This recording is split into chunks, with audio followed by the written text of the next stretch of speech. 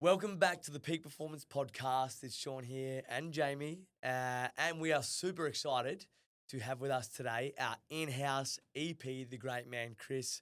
How are you, Chris Rawling? There's a few Chris around the place, but Chris Rawling, how are you, mate? You good? I'm good. Yeah, I'm excited to be in here. I've walked into this room and hadn't looked at it before. It's a pretty intimidating setup. So I'll bluff my way through, but it's good to be here. Mate, honestly, and I'm not just saying this to blow wind up your ass, but I have admired you for many years, and certainly when we opened Peak 2.0, you were one of the very few heads that we wanted to go out and headhunt.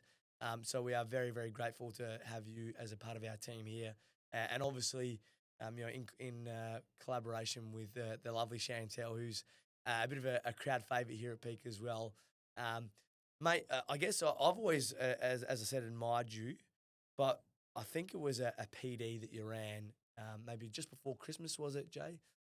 Where you revealed a bit more of your story. Now, I've only ever known Chris as the amazing exercise physiologist and just beautiful human being, but there's a backstory as to how you got here today. So I think we just dive straight in, and can you talk to us a bit about maybe your life and some of your sporting prowess, which you keep very close to your chest? Yeah.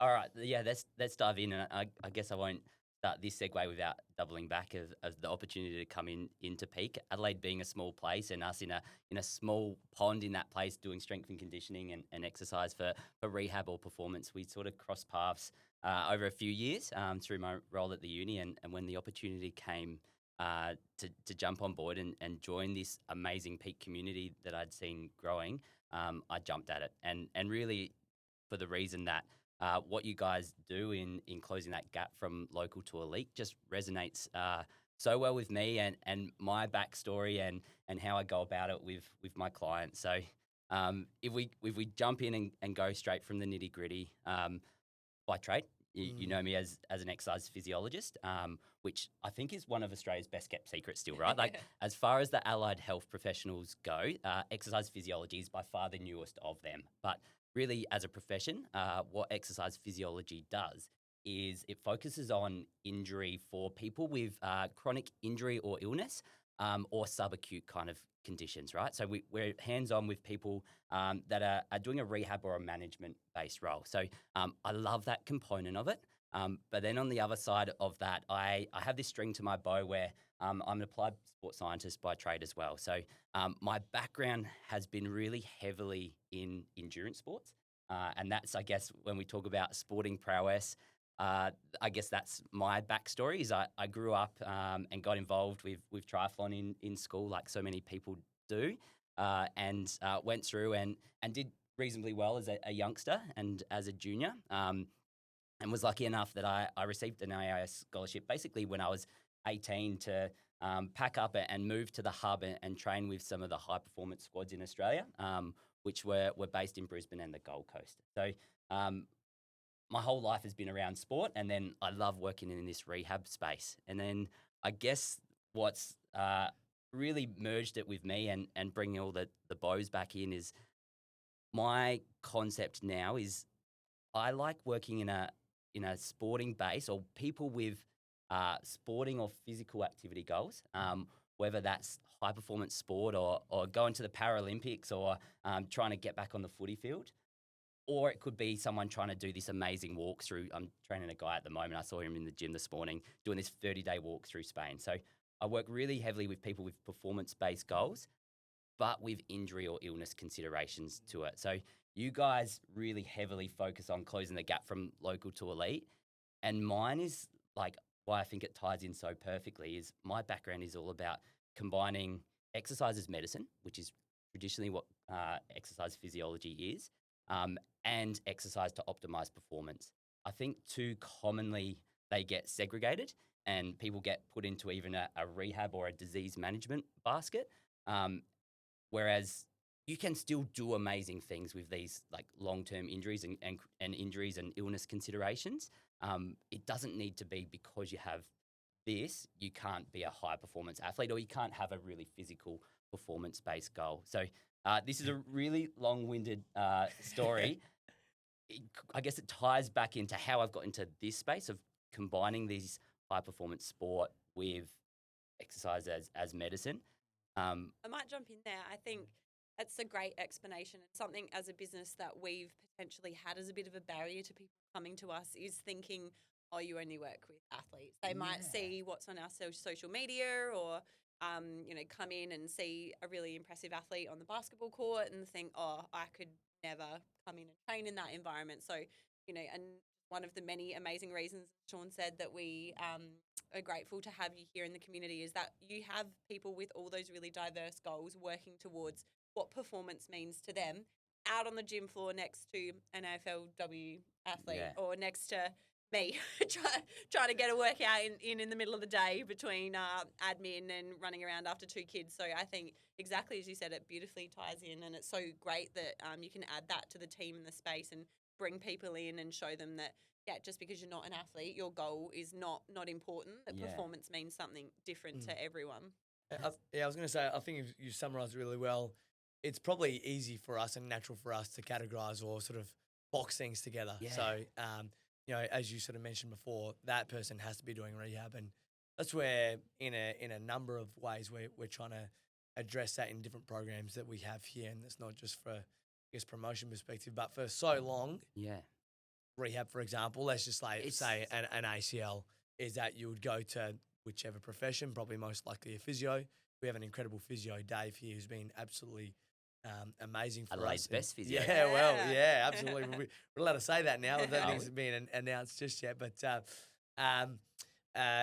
for example, they'd go to the physio and they'd be prescribed some sort of intervention to address the knee, but have completely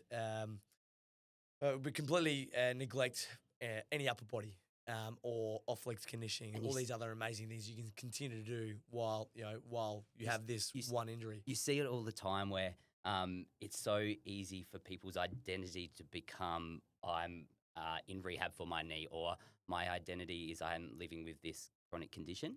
And to me, it becomes a piece of their puzzle, right? It's a consideration for it.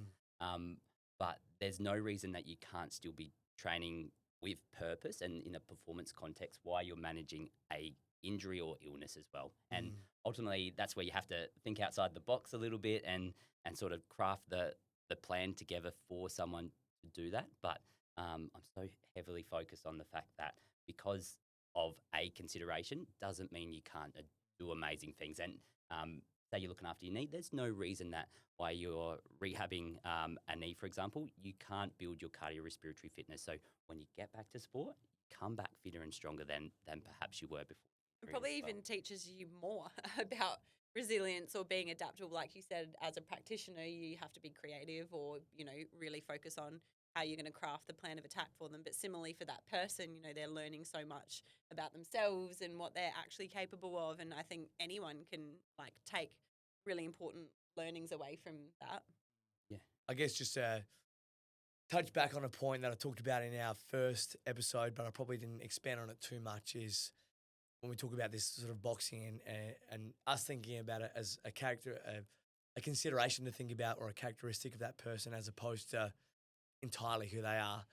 I talked about the fact that some coaches and practitioners tend to categorize, let's say, like parenthood or mums away from high performance. Yeah. Now, I saw this one specific video that kills me, and I've watched it over and over again because it just frustrates me. But there was this one singular practitioner that said, come and train at our gym as an athlete.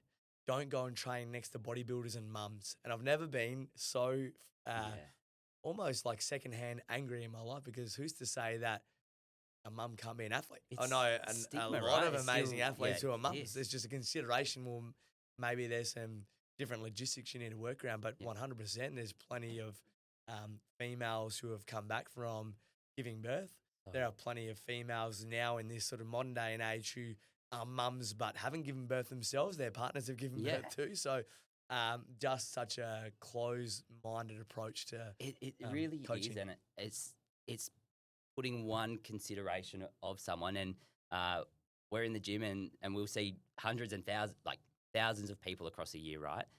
And the truth is there's no two people that have the same background, right? So everyone has their own unique considerations, whether that's parenthood or injury or illness. to group categories together and be like, you can't do this because you have that is it's naive, and it's still one of those things that we know happens, and just that stigma around it. So yeah, it's a great space to be in. It's one hopefully you can hear that I'm pretty passionate about. Yeah. So I guess just to quickly maybe expand a bit more on the XFIS Yeah. before we dive further into your own individual journey, something that we've talked a lot about sort of on a private basis is probably the biggest challenge I see for EP and podiatry at the moment, I think, as well, is just education for the wider community. And this may be a little opportunity for our listeners to get a bit more of an insight into how you're navigating these challenges. But what we often see, and it's for no fault of the general public because it's all we've known. Jamie and I obviously are fortunate that being immersed within it, we have a bit of a greater understanding. But what tends to happen is that somebody gets an injury, and the first, I guess, Contact. point of contact that people think of is either a physio or a GP straight away, and they go and scan the QR code and call that person without maybe the consideration of the way an exercise physiologist could assist.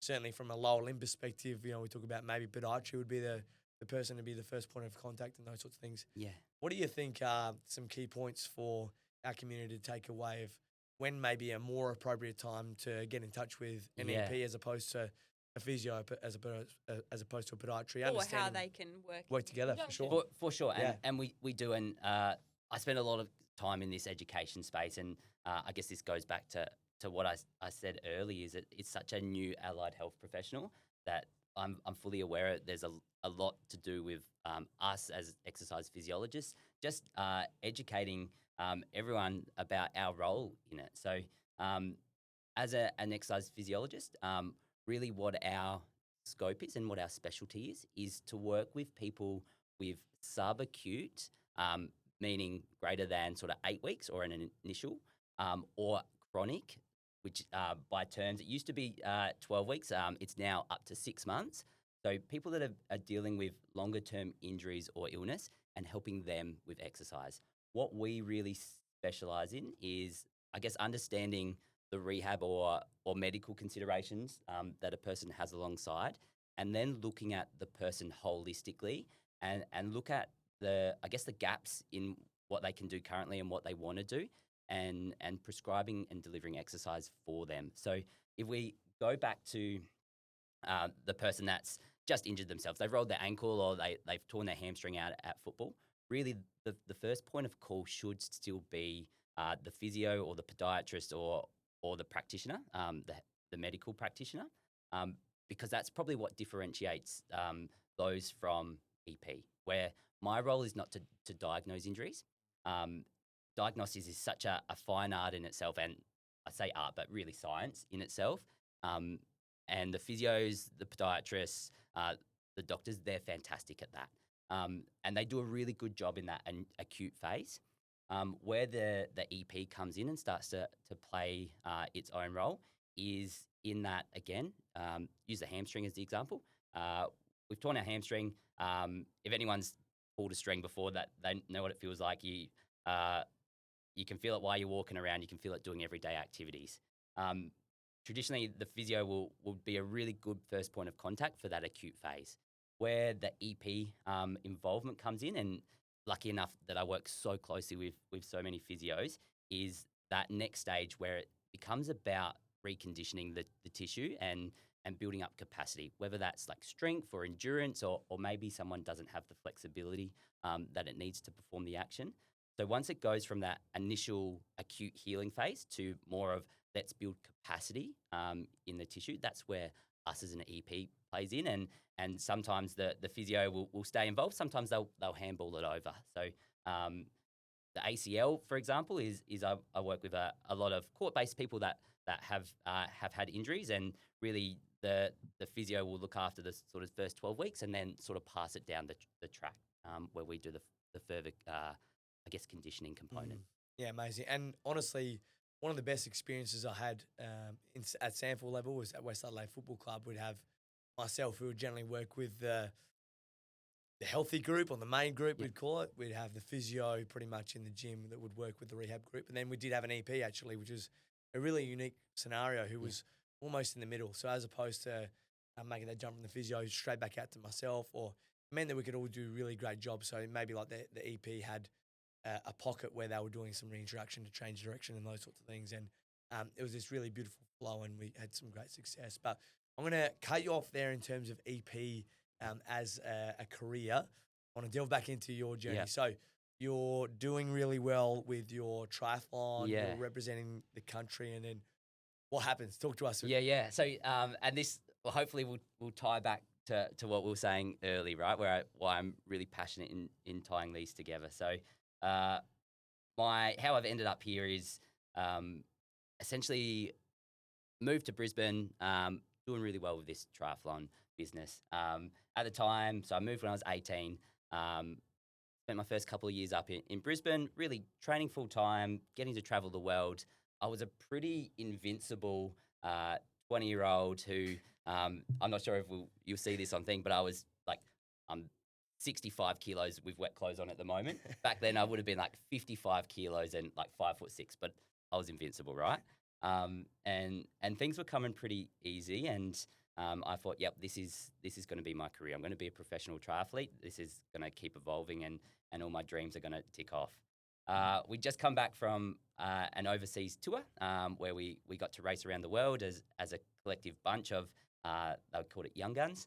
And we went up to the Whitsundays to do some physical activity promotion and race what was called the Early Beach Triathlon. And if anyone's ever been up to the Whitsundays or Early Beach, it is like paradise. It is the nicest place you could ever imagine. It's also a bit of a party mecca, right? Like it's got great outdoor beach clubs as well. So long story short is we're up there, we're racing. We're racing on a Sunday morning, nice and early. We're out a triathlon for those people that don't know. We start with a swim leg. It's normally in the open water. We do a certain distance, whether it be 750 metres. You can do up to 4Ks, but today, on this day, we were doing 750. We jump out, drip and wet, jump on our bikes, and do a bike leg.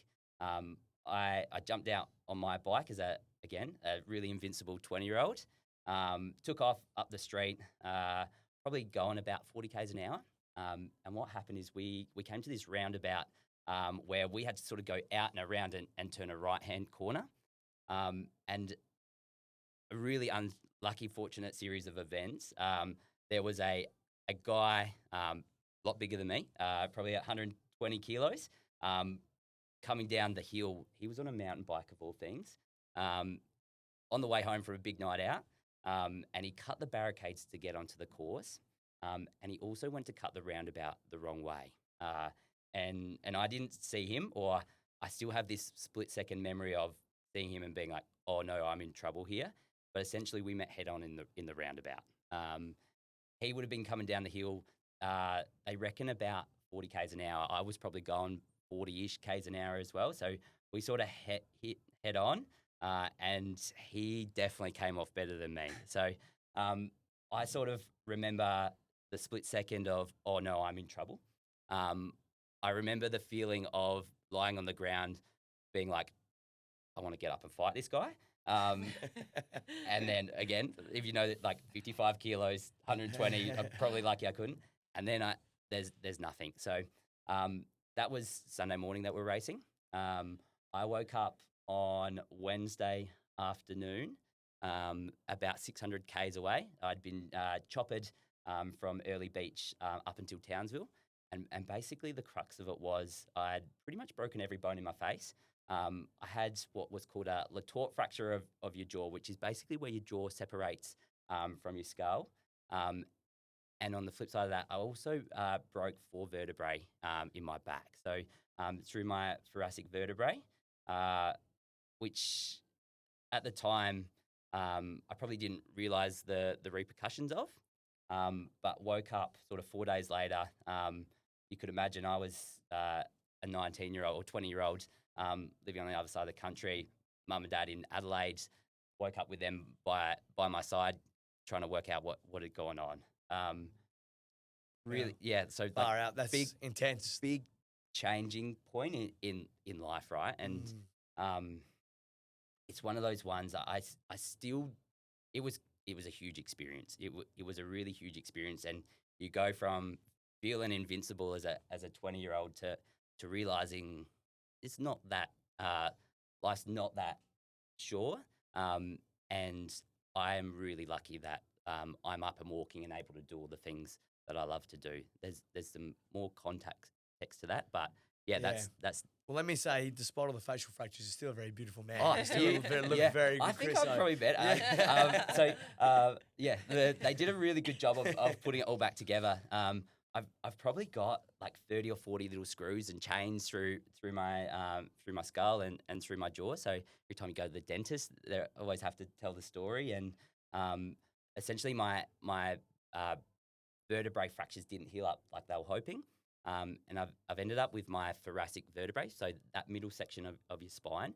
I've got about 45 centimeters worth of rods and screws in that as well. So just to piece it all back together. So I'm about as half metal as I am as human, right? Do you beep when you go through the airport? No, Okay, I have once, and I don't understand why I did on that day, but for whatever reason, the titanium doesn't pick up. Obviously, there's a lot of physical trauma involved in that accident. If you don't mind us going down this pathway and asking, obviously I think there would potentially be a lot of psychological trauma involved in something like that as well.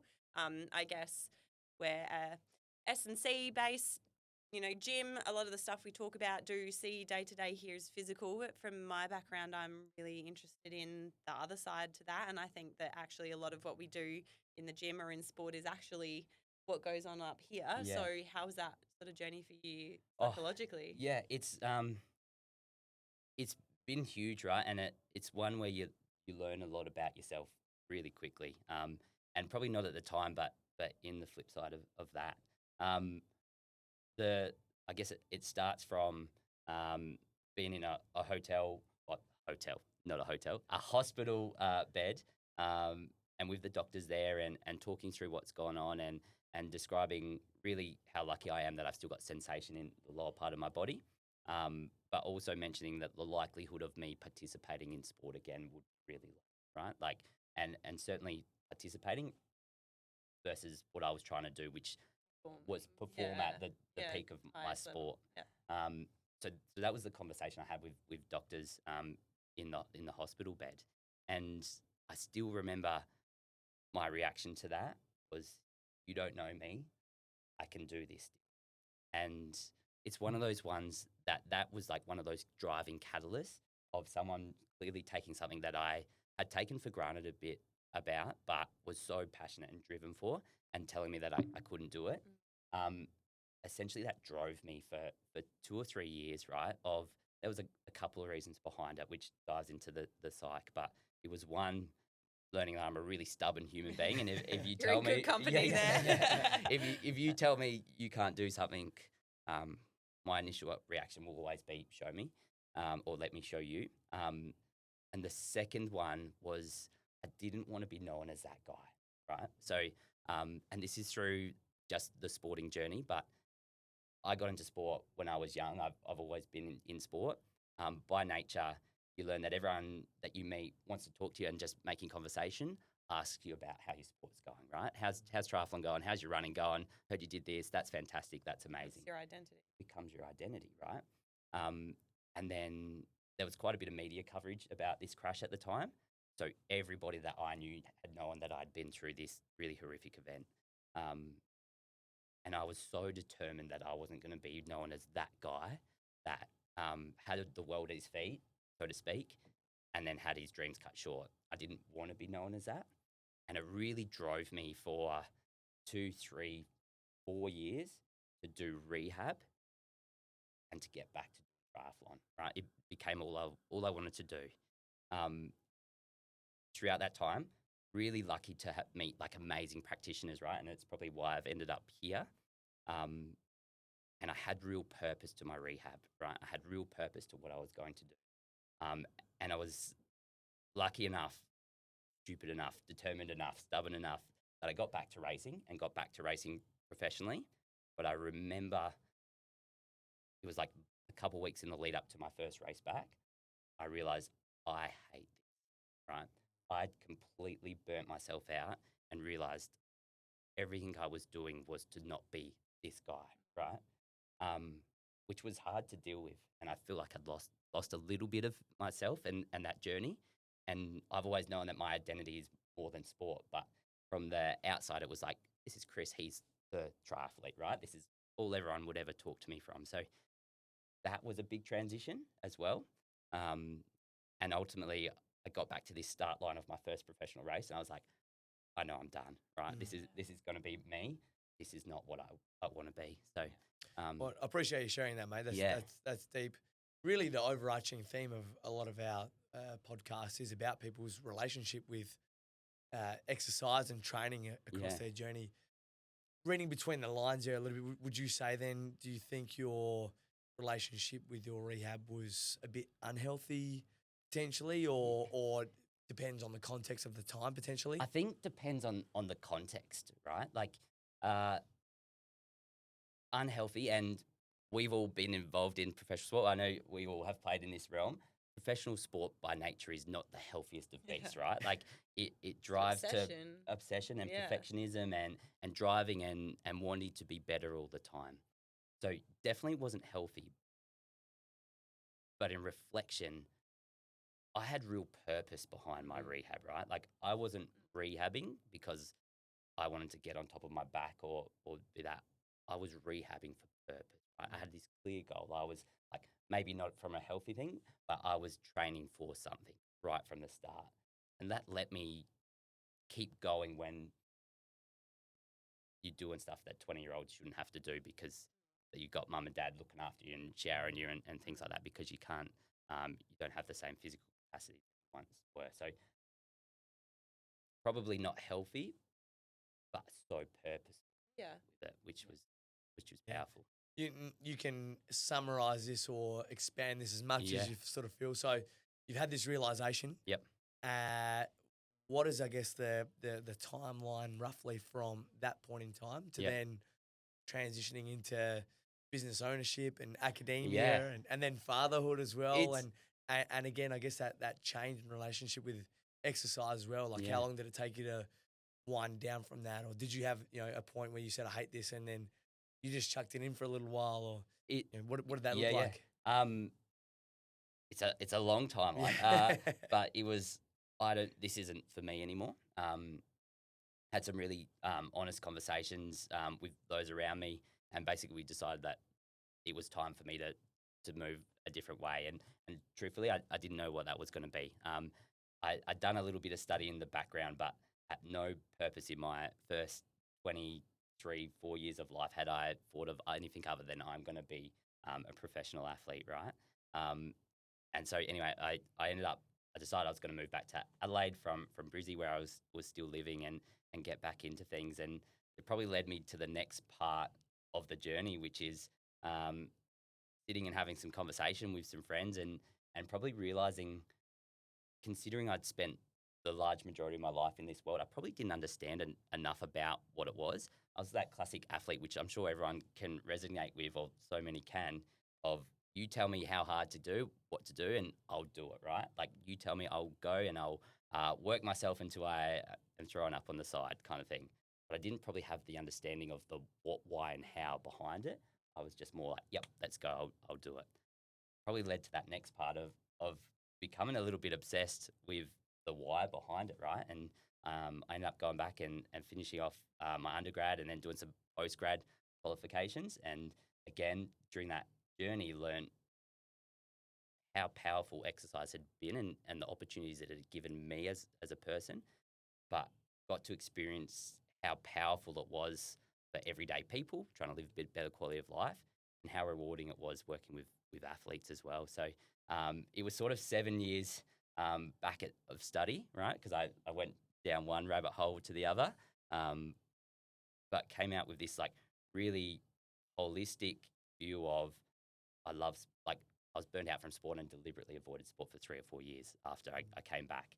I fell back in love with it, and sport's got this amazing thing of pulling you back in, and had some opportunities to get back involved with some state level sporting clubs and some really great athletes along the way, and fell back in love with the training side of sport and hopefully passing on the message of, hey, this is what and why you should be doing it, because I hadn't developed that, and then had the opportunity to see how rewarding it was to help people live better qualities of life, right? So I guess the backstory of athlete into rehabber into not really understanding what's wise, but always having real purpose, and then going, wow, there's so many other people that would benefit from finding purpose in their exercise.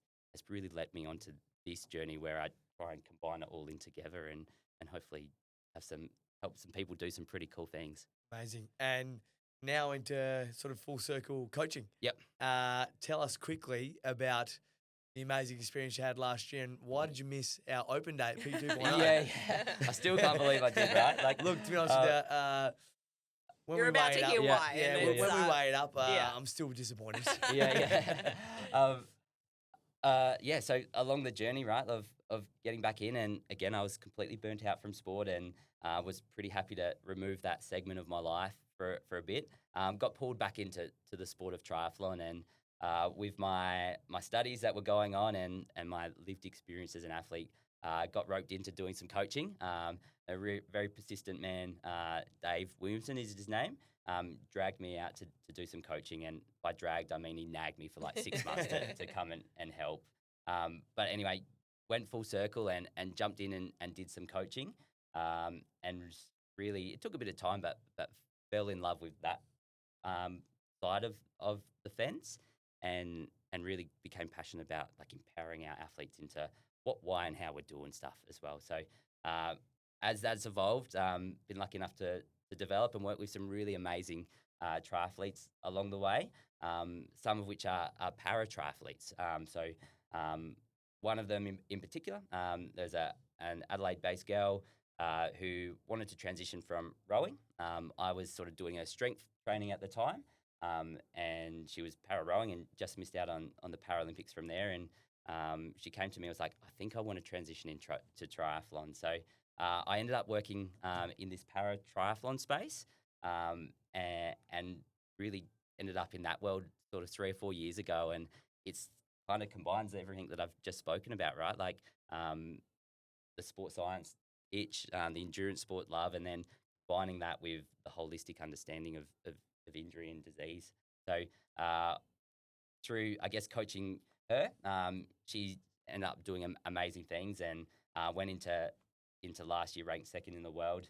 Ended up getting a role with Oz Triathlon and in their Paralympic program. So I actually got to go and not only help Anu, who's the Adelaide-based athlete here, but facilitate the pre-training camp for the Paralympics and go with the Australian Paralympic team into Paris and live that world with them and just see how many amazing athletes from different backgrounds that are overcoming their own set of constraints, doing incredible things. So I spent 3 months abroad, which was huge and took a lot of setting up the business. I've got an amazing wife and a 3.5-year-old at home, so organising to spend some time away from them, and but incredible opportunity for sure. Amazing. Chris, I could speak to you for hours, and I'm sure we will. We'll go back downstairs and grab a coffee, Yep. but we're militant about our time, and we've smashed out 30 minutes already. Love it. I think one parting sentiment, I would love to hear if you've got any, one little golden nugget for those who maybe have experienced a really severe injury or a traumatic event and have experienced something along the lines that you have. Any quick little tips for them on things that helped you or ways they can navigate through what is a challenging time of transition? Yeah. Anything to sort of Yeah. leave them with? My golden nugget would be to look to find purpose in your training, right? Like if you're going through hard patches or down times or lacking motivation because you haven't been able to do what you've done previously, sometimes just having the vision of doing exercise or rehab to do rehab isn't enough to keep people on that path. But if you can find purpose behind whatever it is your training is, whether that's purpose to get back to the sport that you love doing, or if it's purpose to be able to keep up with your family and run around and do an activity of everyday life. If you have purpose and structure, you'll be much more likely to get to where you want to go than just the mindset of exercising. This is my takeaway line, which I say to everyone, and how I summarize it. What I've learned over the last 30 years of my life, I'm actually a shit exerciser, right? If I don't have purpose to do something, I'm pretty inconsistent. But I'm a great trainer for something. So if I've got a event or a structure or something that I'm working towards, that's enough to motivate me. And it's taken a long time to be comfortable with not trying to be the best in the world. But if I've got structure and purpose and I'm training for something, I'm so much more likely to get out there and exercise when inevitably it's been a big day and I'd rather sit on the couch. So my golden nugget is look for purpose in your exercise, whatever that means to someone. Amazing. Mate, we are so grateful to have you and your team as a part of our community. So excited for our community to hear this and learn a bit more about your journey. And if you are around the place at Peak, please come and knock on his door and have a chat further about all the little gems that he would have. But, mate, thank you, and looking forward to achieving great things together, mate. Love it. Can't wait. Thank you. So there you have it. What an interesting chat with our man, Chris Rawling. My two big takeaways. Number one is getting a clear understanding of what exercise physiology is and where it sits in the plan of sort of rehab and return to performance. And secondly, purpose, purpose, purpose. If you go through a traumatic event or injury that changes the way that you have to approach training and exercise, give yourself a purpose, and that'll go a long way in helping you get through that journey.